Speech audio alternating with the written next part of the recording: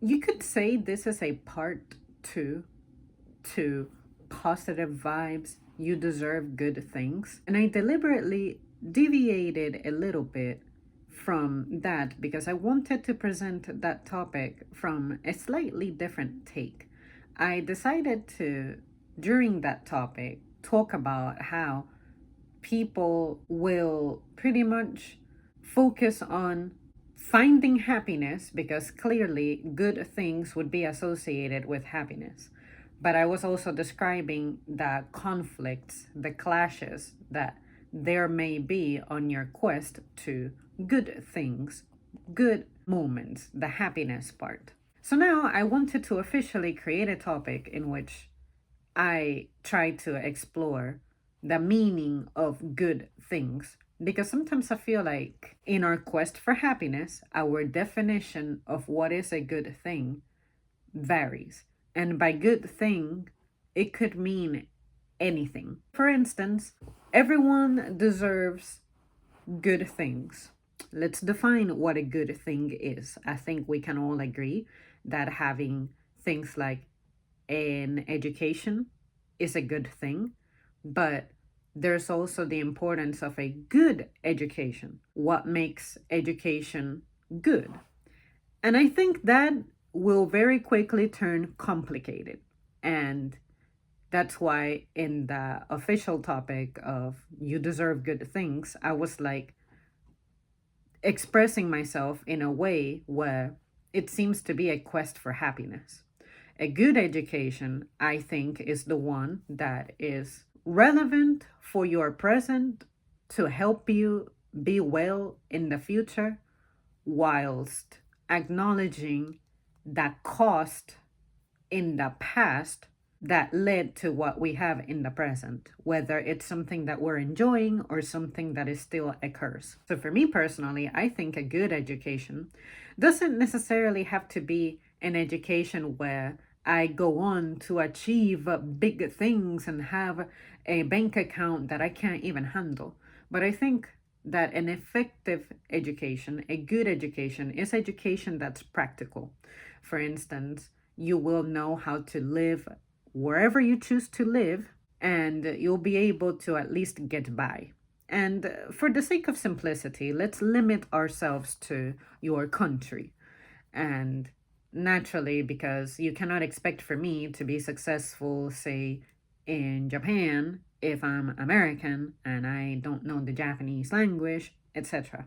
But if you wish to make a move to another country, then you will need a good education that promotes you succeeding at achieving the language domination, but also the understanding of the customs, laws, and religions and practices that that other place may have.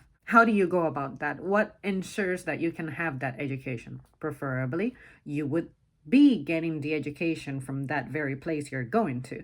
But there's also the politics that are involved in that. As a non-citizen, you have to figure out how to be over there and be in a school that will support you at transitioning into that culture. You cannot expect to just make it into any school, into any job, and you'll just be addressed properly or you'll be taken care of properly. You preferably will go to an institution where they specialize in folks who are at your level, which is you know nothing about nothing, at level one, building up to whatever level you need to be proficient enough to survive out there, something like that. But you could also say that a good education to you is one where you know how to exist without offending people, hurting people, getting in the way of people, those things. What defines a good education? Because I feel like we have all met a person who academically is very gifted, but holy shit, they don't have manners. They are rude, or they have a very crude way of expressing themselves. It's like they have a flaw somewhere. When you have something like a good education, the education was good for whatever you wanted that education for. It might have been good to make you the best freaking doctor out there, but how useful is it for you to be a good doctor if you're not going to always live at the doctor's office? What about when you leave the doctor's office? Can you exist out here? And I think that leads to some of the unhappiness that we see in some people. Your job becomes your identity now, to where when you're out of the job, you don't know what the fuck to do with yourself. And that creates issues with your family, with your friends, etc. Or maybe you're that one customer who we talk trash about. You never know. Another thing that you could say is good could be tools that ensure you can be independent, that help you navigate the world and not be stuck at home relying on someone else or some other service to serve you. Say, having your own car would be a good thing, but some people would argue that there are cars that are better than others. Like, you deserve good things. You deserve a good car. What is a good car? To me, a good car is one that is affordable, reliable, and I definitely know how to operate safely. What is the point of you living, say, in a place that has snowy terrain and you drive a supercar? Supercars are considered good cars, but what makes them a good car? A supercar ain't gonna go anywhere in snowy terrain. Now, you would say that a truck or something that has the four-wheel drive type of thing would be the best car, the good car for that kind of terrain.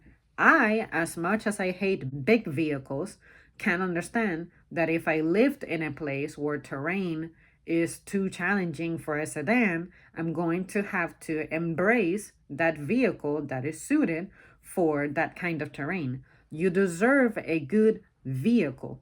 In this instance, the good vehicle is the vehicle that can navigate that challenging terrain. But outside of that, the norm, I believe, for me, based on my needs and my current status, is the simpler and smaller the car, the better. But smaller, put an asterisk by it, because I'm not very wild about those cars that only have like 2 seats and they're just really tiny, very compact. I don't need that. My 4-door sedan is all I need. I'm happy with it. Someone hearing me say that, talking great things about a Corolla, someone else may find it repulsive because that is not their definition of a good car.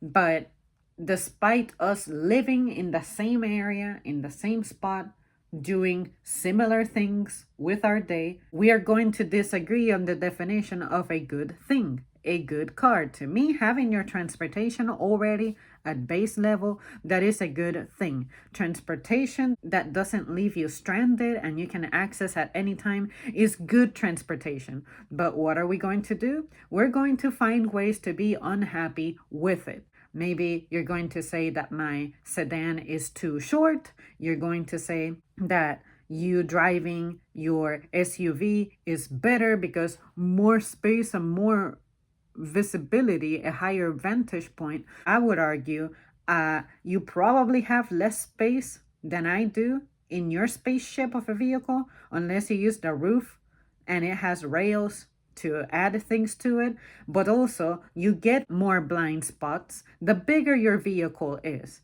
because now you have things that will obstruct your view far more easy. Or children, for instance, the tiny humans are less visible the higher up you go. Take an object and place it really close to you. When you're standing from a high point of view, you can't see it. But the lower you are to that shorter thing, the easier it is for you to see it. It's two things that are the same, a vehicle, but yet here we are arguing and fighting over how yours is bad, mine is good, and from your perspective, mine is bad, yours is good. I guess we need to define with certainty what makes something good, to where that good thing does not have any nuance. Is it possible for good things to not be nuanced? And And for instance, I could say something about how I enjoy the fact that I have plumbing and running water here at my home, but say it could have pipes bursting, it could flood my residence, it could lead to mold problems. The plumbing could get backed up or something, and then that wastewater is going to spill here, stuff like that. The plumbing and water service in my home is inherently a good thing. But if I try, I can find bad things with it, just like I have experienced bad things with my plumbing before. So is it really a good thing or is it a bad thing? But arguably, if I didn't have access to that, I guess I would have to go to a stream, and then I have to go do the work of going there, finding it, transporting it, cleaning it. All of that is expensive, time consuming. What am I supposed to do? Basically, I think everyone deserves good things, but I also think that we need to agree on what things are good without any debate. Like, you cannot argue against something because it is just good, to where that goodness exists and cannot be challenged, cannot be altered, anything like that. Is that possible? Is that something that is out there? We could say the same thing about people, like, say, being in a relationship is a good thing. We're meant to be pairs. We're meant to be like that, the way I see it. But it can also be a bad thing when someone is bad with their finances, when someone doesn't take very good care of their health, when someone doesn't have good relationships with other people, and those other people are pretty much bugging this person, and that messes up their mood, and that messed up mood is going to come find you, and it's going to mess up your mood as well because they don't know how to handle their mood, blah, blah, blah. See those things? Relationships.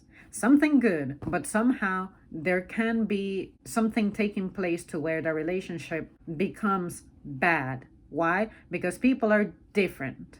Because my definition of what's a good relationship is not going to be the definition that matches the other person's meaning of a good relationship. And there's always going to be someone who is going to come into a relationship without good intentions. And you have to be good at detecting that and avoiding this person altogether. In the same manner that there will be good people offering you a good relationship, and you have to be able to recognize it, but maybe the things that haunt you from past relationships keep you from seeing that. You are rejecting a good thing. So relationships naturally are a good thing. The problem is the complications involved in those compromises ruin the relationship.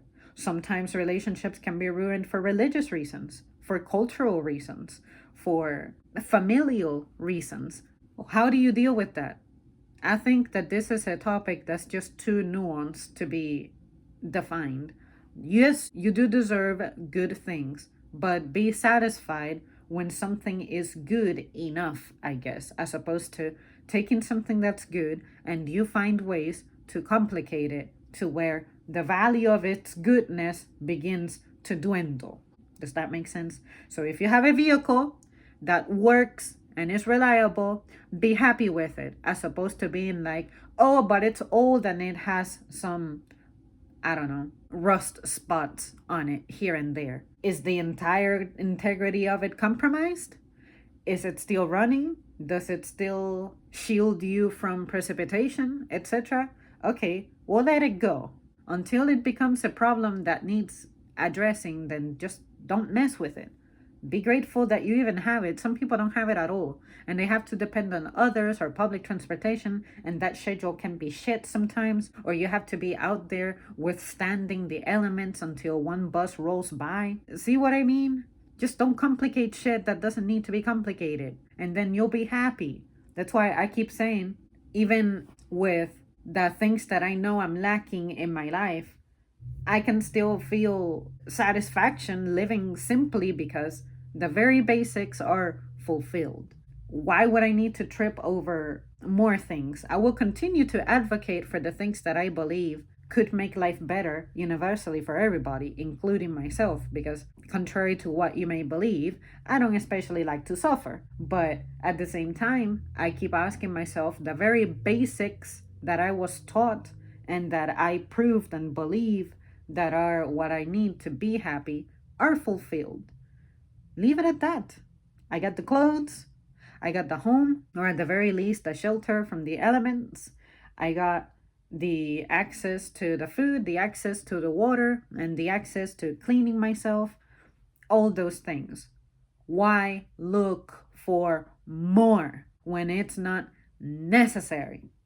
I can consider looking for more if that's something that truly calls me and there is a healthy way to incorporate it. But for instance, in the name of getting to, I don't know, pick an example, travel more, I'm going to start slaving away. And by slaving away, that means I'm going to put my health at risk.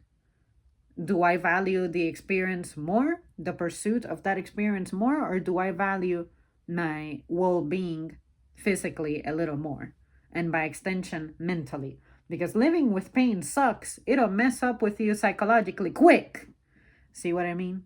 If those basic things that you consider are good are met, rejoice and be glad in it. I have the car, I have the home, I have the bills paid, I have the clothes. Just leave it at that. Be simple. And then the other complications I have in my mind are social. Clearly, having good relationships, like I just said, is a good thing. Good relationships is not something that I have, but it's something that I'm working on. That is why my effort goes toward that, because it's messing with me. It's messing with my existence. So if I can do something to obtain good relationships, I will embrace them. I will feed them. And that's in part something that I do here on the channel. I have great chats with some of you guys. That counts, little by little.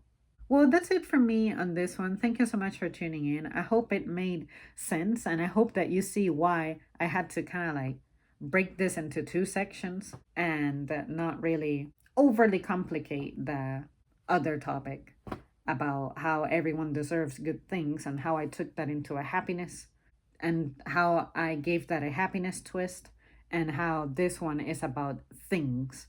But how do you quantify things? How do you identify things? How do you label the quality of things when everybody's values are different?